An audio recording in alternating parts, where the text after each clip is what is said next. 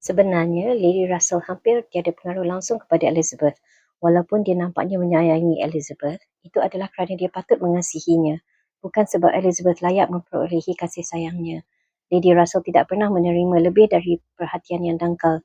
Dia tidak pernah memperolehi kepatuhan yang memuaskan.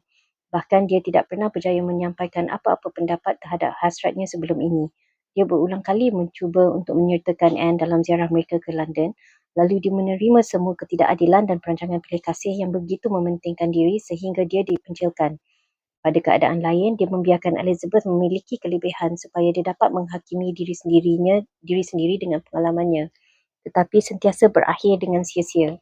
Elizabeth akan mengikut kata hatinya dan walaupun tidak pernah dia membantah Lady Russell dengan lantang, tetapi dia akhirnya memilih kehendak Puan Clay. Lalu Lady Russell menjarakkan hubungannya yang ibarat kakak dan memberi kasih sayang dan prihatin dengan hanya sekadar berbasa-basi.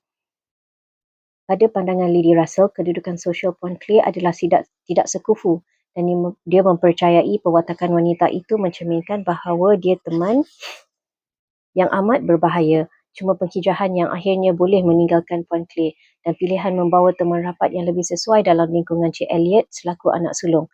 Dan inilah matlamat paling utama.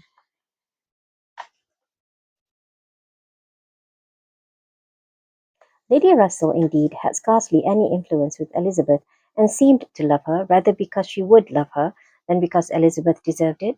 She had never received from her more than outward attention, nothing beyond the observances of complaisance, had never succeeded in any point which she wanted to carry against previous inclination. She had been repeatedly very earnest in trying to get Anne included in the visit to London, sensibly open to all the injustice and all the discredit of the selfish arrangements which shut her out, and on many lesser occasions had endeavoured to give Elizabeth the advantage of her own better judgment and experience, but always in vain. Elizabeth would go her own way, and never had she pursued it in more decided opposition to Lady Russell than in this selection of Mrs. Clay, turning from the society of so deserving a sister to bestow her affection and confidence on one who ought to have been nothing to her but the object of distant civility.